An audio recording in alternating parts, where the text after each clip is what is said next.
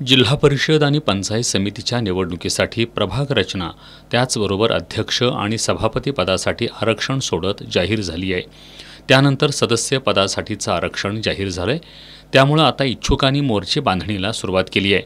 मात्र गेल्या पंचवार्षिक निवडणुकीचा विचार करता यावेळी मात्र राजकीय समीकरणं बदलली आहेत। शिवसेना आणि राष्ट्रवादीमध्ये उभी फूट पडल्यानं त्याचा परिणाम स्थानिक स्वराज्य संस्थांच्या निवडणुकीवर होणार आहे। जिल्हा परिषद निवडणुकीचा कार्यक्रम येत्या नोव्हेंबरमध्ये लागण्याची शक्यता आहे। त्यानुसार राज्य निवडणूक आयोगानं निवडणूक तयारीचा नुकताच आढावाही घेतलाय।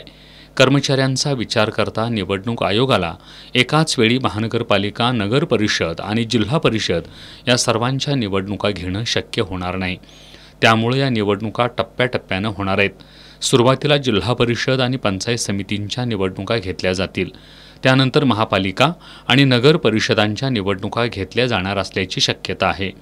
दरम्यान 2017च्या निवडणुकीत काँग्रेस, राष्ट्रवादी काँग्रेस, शिवसेना आणि स्थानिक आघाडी यांनी एकत्रित येत जिल्हा परिषदेचा अध्यक्ष निवडला होता।